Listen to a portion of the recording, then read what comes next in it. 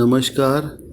स्नातक तृतीय वर्ष के द्वितीय प्रश्न पत्र अंतर्राष्ट्रीय अर्थशास्त्र के इस तीसरे पाठ में हम अंतर्राष्ट्रीय अर्थशास्त्र के लिए क्या पृथक सिद्धांत की आवश्यकता है, इस बारे में चर्चा करेंगे। इस संदर्भ में भिन्न भिन्न अर्थशास्त्रियों का भिन्न भिन्न मत है। प्रतिष्ठित अर्थशास्त्रियों का एक वर्ग अंतर्क्षेत्रीय एवं अंतर्राष्ट्रीय व्यापार को अलग अलग मानता है, अतः अंतर्राष्ट्रीय व्यापार के लिए अलग सिद्धांत की वकालत करता है। जबकि प्रोफेसर हेक्स्चर-ओहलिन अंतर्राष्ट्रीय व्यापार को अंतर्क्षेत्रीय व्यापार की ही एक विशिष्ट दशा मानते हुए कहते हैं कि इसके लिए किसी अलग सिद्धांत की आवश्यकता नहीं है। देखिए, प्रतिष्ठित अर्थशास्त्रियों के एक वर्ग ने अंतर्क्षेत्रीय एवं अंतर्राष्ट्रीय व्यापार के मध्य कई सारे अंतर गिनाते हुए अपने तर्क देते हुए ये बताया कि चूँकि दोनों व्यापारों में बहुत अधिक अंतर है, अतः अंतर्राष्ट्रीय व्यापार के लिए अलग सिद्धांत की आवश्यकता है।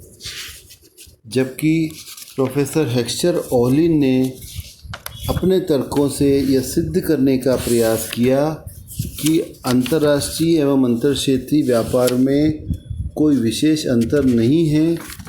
अंतर्राष्ट्रीय व्यापार अंतर्क्षेत्रीय व्यापार की ही एक विशेष दशा है, अतः उसके लिए किसी अलग सिद्धांत की आवश्यकता नहीं है। सर्वप्रथम हम अंतर्राष्ट्रीय व्यापार के लिए अलग सिद्धांत के पक्ष में जो प्रतिष्ठित अर्थशास्त्रियों ने तर्क दिए हैं, उनकी बात करेंगे। पृथक सिद्धांत के पक्ष में तर्क या प्रतिष्ठित अर्थशास्त्रियों का मत। सबसे पहला तर्क है साधन गतिशीलता का अभाव।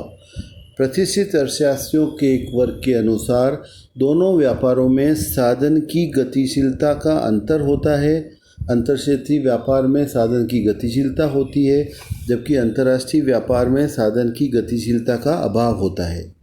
इसी प्रकार दूसरा तर्क दिया जाता है भिन्न भिन्न राष्ट्रीय नीतियाँ। दोनों प्रकार के व्यापारों में राष्ट्रीय नीतियों में के अंतर के कारण से दोनों प्रकार के व्यापारों में अंतर है। तीसरा तर्क दिया जाता है बाजारों की पृथकता। अंतर्राष्ट्रीय व्यापार चूँकि दो देशों के व्यक्तियों या संस्थाओं के मध्य होता है, अतः बाजारों की पृथकता अधिक होती है, प्रभावी होती है। जबकि अंतर्क्षेत्रीय व्यापार चूँकि एक ही देश के अंदर होता है, अतः बाजारों की पृथकता न्यूनतम होती है। इसी प्रकार तर्क दिया जाता है विभिन्न राजनीतिक इकाइयाँ। चूँकि अंतर्क्षेत्रीय व्यापार एक ही देश के अंतर्गत होता है, अतः राजनीतिक इकाई में अंतर सामान्यतः नहीं पाया जाता। जबकि अंतर्राष्ट्रीय व्यापार दो देशों के व्यक्तियों या संस्थाओं के मध्य होता है, अतः राजनीतिक इकाइयों में अंतर पाया जाता है। इसी प्रकार पृथक सिद्धांत के पक्ष में जो अगला तर्क दिया जाता है सामाजिक एवं व्यापारिक रीतियों में अंतर। अंतर्क्षेत्रीय एवं अंतर्राष्ट्रीय व्यापार में इस कारण से अंतर होता है कि अंतर्क्षेत्रीय व्यापार में एक ही देश के अंतर्गत व्यापार के कारण सामाजिक एवं व्यापारिक रीतियाँ एक समान होती है, जबकि अंतर्राष्ट्रीय व्यापार में दो देशों के व्यक्तियों के मध्य व्यापार होने के कारण सामाजिक स्थिति और व्यापारिक रीतियाँ में निश्चित रूप से अंतर होता है। इसी प्रकार अगला तर्क दिया जाता है व्यापार एवं विनिमय नियंत्रण। अंतर्राष्ट्रीय व्यापार में व्यापार एवं विनिमय नियंत्रण की आवश्यकता पड़ती है, क्योंकि वो दो भिन्न भिन्न देशों के मध्य व्यापार है जिनकी राजनीतिक एवं आर्थिक स्थितियों में अंतर होता है। इसी प्रकार से अगला अंतर पाया जाता है मुद्रा प्रणाली में अंतर। चूँकि दोनों देशों के मध्य मुद्रा का करेंसी का अंतर होता है, मुद्रा के चलन का, अतः अंतर्राष्ट्रीय व्यापार के लिए निश्चित है कि अलग से सिद्धांत की आवश्यकता रहती है। जबकि अंतर्क्षेत्रीय व्यापार में चूँकि एक ही देश के अंदर व्यापार होता है, तो वही मुद्रा से लेन देन किया जाता है। इसी प्रकार मौद्रिक संस्थाओं में अंतर। अंतर्क्षेत्रीय व्यापार में मौद्रिक संस्थाएं एक समान एक ही होती है, जबकि अंतर्राष्ट्रीय व्यापार में दो भिन्न भिन्न देशों के मध्य व्यापार होता है, अतः मौद्रिक संस्थाओं में अंतर होता है। इसी प्रकार अगला तर्क दिया जाता है अलग सिद्धांत के पक्ष में, परिवहन की समस्या। अंतर्क्षेत्रीय व्यापार में परिवहन की समस्या नहीं होती है या न्यूनतम होती है, जबकि अंतर्राष्ट्रीय व्यापार में परिवहन की समस्या दूरी के कारण या अन्य कारणों से रहती है। परिवहन की लागत भी अधिक होती है। एवं अंतिम तर्क दिया जाता है भुगतान की समस्या। अंतर्क्षेत्रीय व्यापार में भुगतान सरलता से, सुगमता से हो सकता है, क्योंकि एक ही देश के अंतर्गत उसी के कानूनों, उसी के वित्तीय प्रावधानों के अनुरूप भुगतान होना है। जबकि अंतर्राष्ट्रीय व्यापार में भुगतान की समस्या रहती है, क्योंकि भिन्न भिन्न देशों में उनकी व्यापारिक एवं राजनीतिक स्थिति अलग अलग होती है, कानून अलग अलग होते हैं, अतः भुगतान की समस्या आती है।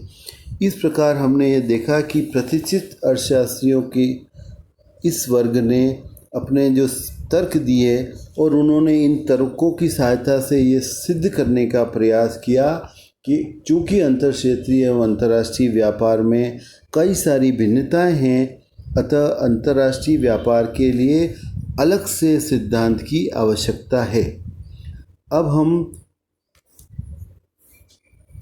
अंतर्राष्ट्रीय सिद्धांत के लिए पृथक सिद्धांत की आवश्यकता नहीं है या इसके विपक्ष में तर्क की बात करेंगे, जो कि हेक्स्चर-ओहलिन का मत है। इसके अंतर्गत सबसे पहले श्रम विभाजन एवं विशिष्टीकरण। हेक्स्चर-ओहलिन का कहना है कि अंतर्क्षेत्रीय व्यापार हो चाहे अंतर्राष्ट्रीय व्यापार हो, दोनों ही प्रकार के व्यापारों में व्यापार की जो दशा पैदा होती है वो श्रम विभाजन एवं विशिष्टीकरण के कारण होती है, इनमें कोई अंतर नहीं है। इसी प्रकार दूसरा तर्क जो ओहलिन ने दिया, उत्पादन स्थानांतरण। ओहलिन का कहना है कि अंतर्क्षेत्रीय व्यापार में भी उत्पादन का स्थानांतरण लेनदार और देनदार के मध्य होता है। ठीक उसी प्रकार अंतर्राष्ट्रीय व्यापार में भी उत्पादन का स्थानांतरण लेनदार और देनदार के मध्य होता है। तीसरा तर्क जो दिया जाता है कि पृथक सिद्धांत की आवश्यकता नहीं है, वह है तुलनात्मक सिद्धांत दोनों में लागू होता है। हेक्स्चर-ओहलिन के अनुसार चाहे अंतर्क्षेत्रीय व्यापार हो चाहे अंतर्राष्ट्रीय व्यापार हो, दोनों ही प्रकार के व्यापारों में व्यापार का तुलनात्मक लागत सिद्धांत लागू होता है। तुलनात्मक लागत सिद्धांत यह बताता है कि जब दो व्यापार करने वालों के मध्य तुलनात्मक लागत का अंतर होगा तभी व्यापार होगा और तभी व्यापार संभव है, चाहे अंतर्क्षेत्रीय हो चाहे अंतर्राष्ट्रीय हो। इसी प्रकार अगला जो तर्क दिया जाता है गतिशीलता का, तो ओहलिन ने गतिशीलता को अपने अनुसार अपने पक्ष में बताते हुए ये बताया कि यह संभव है कि अंतर्क्षेत्रीय व्यापार में भी कभी कभी गतिशीलता का अभाव रह सकता है, जैसे कि भारत जैसे बड़े देश में एक स्थान से दूसरे स्थान पर दूरी अंतर्राष्ट्रीय व्यापार से भी अधिक हो सकती है। गतिशीलता की समस्या ऐसे बड़े क्षेत्रफल वाले देश में यहाँ भी आ सकती है, तथा अंतर्राष्ट्रीय व्यापार में भी हो सकता है कि गतिशीलता की सुगमता हो, साधनों को गतिशीलता आसानी से मिल जाए। तो यह ओहलिन के अनुसार यह कोई कारण नहीं है कि इस कारण से कोई अलग सिद्धांत देना पड़े अंतर्राष्ट्रीय व्यापार के लिए। इसी प्रकार अगला तर्क विपक्ष में दिया जाता है विनिमय अंततः अदला बदली ही है। जिस प्रकार अंतर्क्षेत्रीय व्यापार में भी विनिमय होता है, जो वस्तुओं और मुद्रा के मध्य अदला बदली है, उसी प्रकार अंतर्राष्ट्रीय व्यापार में भी अदला बदली होती है वस्तुओं और दोनों देशों के करेंसी के मध्य। तो विनिमय चूँकि अंततः अदला बदली ही है, अतः इसको अंतर्क्षेत्रीय और अंतर्राष्ट्रीय व्यापार को अलग मानने का यह कोई ठोस कारण नहीं बनता। इसी प्रकार अगला जो तर्क दिया जाता है विदेशी विनिमय की समस्या भेद का पर्याप्त आधार नहीं। ऑलिन के अनुसार, जैसा कि प्रतिष्ठित अर्थशास्त्रियों के तर्क दिया गया कि विदेशी विनिमय की समस्या होती है, जबकि ऑलिन का कहना है कि विदेशी विनिमय की समस्या होती है क्योंकि दो अलग अलग देश हैं, उनकी करेंसी अलग अलग है, उनमें विनिमय करने के लिए दोनों देशों में अलग अलग वित्तीय प्रावधान होते हैं। लेकिन केवल इसी कारण से या केवल इसी समस्या के कारण से अंतर्राष्ट्रीय व्यापार के लिए कोई अलग सिद्धांत बनाना पड़े, यह कोई पर्याप्त आधार नहीं है। ऑलिन ने इसको अंतर्राष्ट्रीय व्यापार के लिए अलग सिद्धांत मानने का पर्याप्त आधार नहीं माना। इस प्रकार निष्कर्ष रूप में हम ये कह सकते हैं कि दोनों प्रकार के अर्थशास्त्रियों के भिन्न भिन्न मत हैं। जहाँ प्रतिष्ठित अर्थशास्त्रियों का एक वर्ग ये मानता है कि अंतर्राष्ट्रीय व्यापार के लिए अलग सिद्धांत की आवश्यकता है, और उन्हीं के अर्थशास्त्रियों में से अंतर्राष्ट्रीय व्यापार के लिए कई सिद्धांत दिए गए। जबकि ऑलिन का मत है कि अंतर्राष्ट्रीय व्यापार चूँकि अंतर्क्षेत्रीय व्यापार की ही एक विशेष प्रकार की दशा है, अतः इसके लिए किसी अलग सिद्धांत की आवश्यकता नहीं है।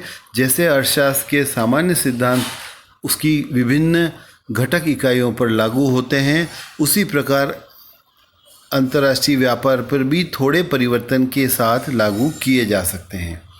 इस प्रकार आज के पाठ में हमने अंतर्राष्ट्रीय व्यापार और अंतर्क्षेत्रीय व्यापार के लिए अलग सिद्धांत की आवश्यकता है या नहीं है, इसके पक्ष और विपक्ष के तर्कों को देखा।